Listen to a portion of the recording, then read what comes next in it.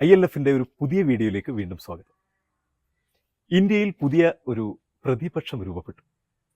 നമ്മൾ കഴിഞ്ഞ വീഡിയോയിൽ സൂചിപ്പിച്ചായിരുന്നു. ഈ തെരഞ്ഞെടുപ്പ് ഫലത്തിന്റെ ഏറ്റവും വലിയൊരു നേട്ടം എന്ന് പറഞ്ഞാൽ ശക്തമായ ഒരു പ്രതിപക്ഷം ഇവിടെ രൂപീകരിക്കപ്പെട്ടു എന്നുള്ളതാണ്. 2-3 കാര്യങ്ങൾ മാത്രം ഒന്ന് സൂചിപ്പിച്ചുകൊണ്ട് ഞാനങ്ങ് അവസാനിപ്പിക്കാം. ഈ പ്രതിപക്ഷ രൂപീകരണത്തിന്റെ ഭാഗമായിട്ട് കഴിഞ്ഞ ബുധനാഴ്ച ഇന്നലത്തെ ദിവസം വലിയ ചർച്ചകളായിരുന്നു. ആ ചർച്ചയ്ക്കൊടുവിൽ വന്ന തീരുമാനം BJP സർക്കാർ NDA ഗവൺമെന്റ് 3ാം തവണയും മോഡിയുടെ നേതൃത്വത്തിൽ അധികാരത്തിലേറാൻ പോകുന്നു. അതേസമയം ശക്തമായ പ്രതിപക്ഷമായി തുടരുവാൻ രാഹുൽ ഗാന്ധിയുടെ നേതൃത്വത്തിൽ ഇന്ത്യ മുന്നണിയും തീരുമാനിച്ചിരിക്കുന്നു. ആ തീരുമാനത്തിന് പിന്നിൽ മറ്റു ചില അജണ്ടകളുണ്ട്.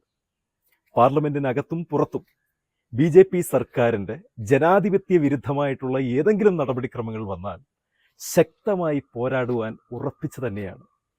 അതിനുശേഷം മാത്രം പാർട്ടിയെ കൂടുതൽ ശക്തമാക്കിക്കൊണ്ട് അധികാരത്തിലേറാം എന്നുള്ള ഒരു തീരുമാനത്തിന്റെ പുറത്താണ് ഇത്തരത്തിലൊരു പ്രതിപക്ഷ നേതൃത്വത്തിൽ തുടരുവാൻ രാഹുൽ ഗാന്ധിയുടെ നേതൃത്വത്തിൽ മല്ലികാർജുൻ ഖാർഗെയുടെ ഭവനത്തിൽ ഇന്നലെ ചേർന്ന ഇന്ത്യ മുന്നണിയുടെ യോഗത്തിൽ വന്ന അന്തിമ തീരുമാനം. BJP ഗവൺമെന്റിന് പിന്തുണ പ്രഖ്യാപിച്ചുകൊണ്ട് ചില സഖ്യകക്ഷികൾ മുന്നിട്ട് വന്നപ്പോൾ TDPയും JDUവും ചില മർമ്മപ്രധാനമായ ആവശ്യങ്ങൾ ഉന്നയിച്ചുവെന്നും അതിന്മേൽ ചില ധാരണകളായെന്നുമാണ് നമുക്ക് വിലയിരുത്താൻ കഴിയുന്നത്. ഈ ജനവിധി ഇരു കക്ഷികളും ഇരു മുന്നണികളും അംഗീകരിക്കുമ്പോൾ ഈ ഇലക്ഷനോടുകൂടി ലോകം ദർശിച്ച ഒരു വലിയ വ്യക്തിത്വത്തിനുടമയായിരുന്നു ഹരിയാനയിൽ ജനിച്ചു വളർന്ന കേവലം 29 വയസ്സ് മാത്രമുള്ള ഒരു സാധാരണക്കാരനെന്ന് പറയുമ്പോൾ ഈ ഇലക്ഷൻ റിസൾട്ട് വന്നപ്പോഴേക്കും അദ്ദേഹത്തിൻ്റെ മുഖം ഈ ലോകം മുഴുവൻ വാഴ്ത്തിപ്പാടി.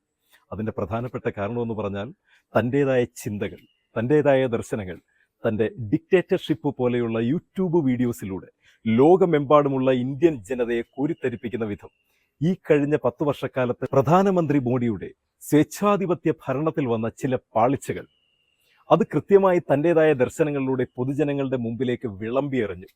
അതിലൂടെ BJP ഗവൺമെന്റിലെ കണ്ണിലെ കരടായി മാറിയ ആ വ്യക്തി ധ്രുവ് റാത്തി വടക്കൻ സംസ്ഥാനങ്ങളിൽ ഉൾപ്പെടെ BJPയുടെ വോട്ടിംഗ് ശതമാനം ഇത്രയ്ക്ക് ഇടിവ് സംഭവിക്കാൻ ഒരു മുഖ്യധാര പങ്കുവഹിച്ചത് ഇദ്ദേഹത്തിൻ്റെ ചില തുറന്നു പറച്ചിലുകളായിരുന്നു.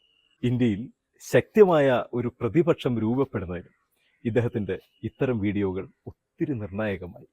എന്തായാലും നമ്മൾ തുടക്കത്തിൽ സൂചിപ്പിച്ചതുപോലെ NDA ഗവൺമെന്റ് വീണ്ടും അധികാരത്തിൽ വരും. തുടർച്ചയായ 3ാം വട്ടം പ്രധാനമന്ത്രി മോദിജിയുടെ നേതൃത്വത്തിൽ ഒരു ശക്തമായിട്ടുള്ള ഒരു ഭരണം തന്നെ നമുക്ക് ഇനി പ്രതീക്ഷിക്കാം.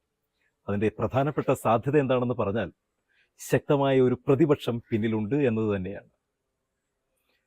ആ ശക്തമായ പ്രതിപക്ഷത്തിൻ്റെ ഇടപെടലുകൊണ്ട് സാധാരണക്കാരനായ നമ്മളെപ്പോലെയുള്ളവരുടെ അവകാശ സംരക്ഷണത്തിന് വേണ്ടി പ്രയത്നിക്കുന്ന ഒരു ശക്തമായ ഇന്ത്യയായി മാറട്ടെ നമ്മുടെ രാജ്യം എന്ന് പ്രതീക്ഷിച്ചുകൊണ്ട് എല്ലാവർക്കും നന്ദി.